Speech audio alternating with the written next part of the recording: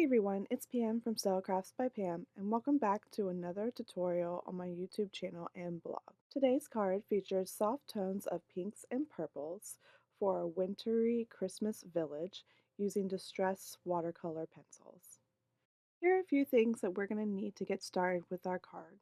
First, we'll need some distress watercolor paper cut down to 4¼ by 5½ inches. We'll also need some stencils or handmade stencils of hills. We'll also need a rectangular scallop die and a rectangle die that'll cut inside that, as well as the Pajama Crafter Stamps Christmas Village stamp set. So to begin our card today, I'm going to take that scalloped rectangle border die and go ahead and cut that from our watercolor cardstock. I'm also using the rectangle die inside of that scallop die, which is basically going to give me a scalloped border around my main watercolor panel, and then the little watercolor panel that I'm going to work with and watercolor on. I've got these handmade stencils that I created using some hillside border dies that I had in my stash. So all I did was cut them from cardstock, and now I'm going to use them as a stencil to create some snowy hills for my backdrop.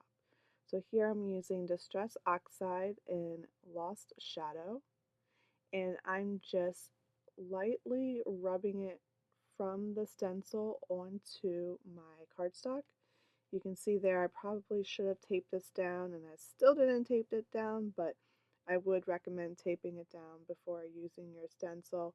You can hold the stencil like I am here, or you can tape that down as well. Now I'm going to go in and I'm going to create a second hillside border. I'm making it a little bit different with a different shape to it as the first one, just to give some variation, make it look a little bit more natural.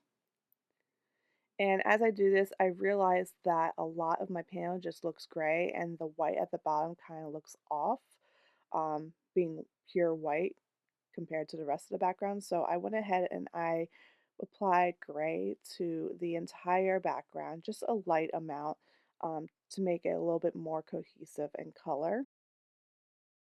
Next, I'm going to put our watercolor background into my Misty, and we're going to stamp some images from the Christmas Village stamp set from Pajama Crafter Stamps. So I've got one of the houses, a lamppost, and a tree, as well as a pond. So I just lined those up accordingly with the hills that I have in the background. And I made room for the sentiment, but I did not stamp the sentiment at this time. I'm using some archival ink to stamp these images so that they don't smudge when I use my watercolor pencil. So I ended up using a variety of pinks and purples in very soft tones for my watercoloring. I started off with my lake to try and make it look like an icy lake. Next, I watercolored the sky just using a light grayish pink color. I only used one color for the sky because with the watercoloring and the different strokes and everything, it gives a dimension on its own without having to use multiple colors. Next, I went in with this light pastel pink for my tree, which seems to go really well with the sky at this point, but later on I do end up adjusting some of the colors by adding in some purples, and not making it so bright and pink. This is a soft pink, but if you have enough pigment there, it's going to look a little bit brighter and brighter than I wanted it to be. Here I used that different pink, and I ended up adding purple to that as well. So I started off with this picked raspberry, it looks like, and I did my shadows and then I blended out the color. Um, but later I go ahead onto my work surface and I mix the colors of pink and a purple to get this lightish magenta color. And then I just keep on going with adding more pigment as needed to where that I wanted the shadows to be. Next, I went ahead and I took that purplish color that I mixed in with the pink, and I used the purple just to color in the bushes next to the house as well as the tree inside the house.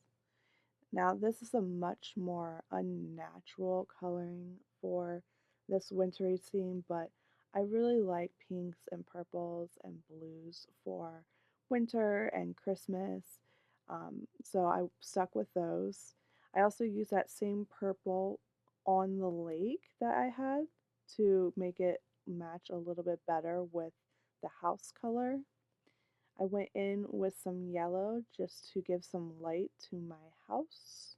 Nothing special with this, just yellow, no shading or anything. There was 4 windows there that I colored in, and plus the light on the lamppost. And then this is when I realized the pink of my tree was kind of off, based on the purples that I had been adding into my watercoloring. So I went ahead and added that purple into my tree. I started off with the shadows and then blending that out, and then adding more as needed to get it to a tone that I felt looked good and nice and blended well with the other purplish pinks that I had onto my images. I went ahead and colored in our Christmas bow with that same light purplish color. And now I'm going back to our tree now that it has dried some, and I'm adding more and more pigment just to balance out that pink and purplish color. Now that I've watercolored my background, I decided it was time to add some splatter of white pigment ink just to give it that snowy effect. So I used some white pigment ink plus some water to make that liquid paint more liquidy, and allow it to splatter a little bit better. I used the heat tool to go ahead and heat set that once I was done so that I can go back and do the stamping for our sentiment. So this sentiment is from the Christmas Village stamp set, and it reads, "Christmas waves a magic wand over this world, and behold, everything is softer and more beautiful." And I really think this is a lovely sentiment for Christmas, and I think it really fits well with the scene that I've created here. So I'm just using some black pigment ink to go ahead and stamp that in that space that I left open for our sentiment. And now that our panel is all dry, I'm going back in with that light grayish purple I used at the very beginning to go ahead and add some shadows and dimension to the images. So I added some to the lamppost and to the left of it, acting as if the sunlight is coming down from the right. I added some underneath of the bushes and the house. And then I go ahead and I add some beneath our tree and a little bit around our pond. So now it's time to go ahead and put the rest of our card together. So what I did is I took that watercolor panel that we had die cut inside of our scalloped rectangle border, and I turned it over to tape the two parts together to make it easier to adhere to my card base. Next, I took a plain sheet of white cardstock and stuck it into this dot embossing folder to give our card a little bit more dimension and interest. So I'm going to go ahead and adhere that finished panel onto that dotted embossed panel that we created. I'm going to adhere the embossed panel to our card base using some tape runner adhesive, and then I'm going to adhere our watercolor panel to our embossed panel using some foam tape to pop that up for some additional dimension. So here's a closer look at our final card with all of our watercoloring, our stamping, our die cutting, embossing, the works, splattering.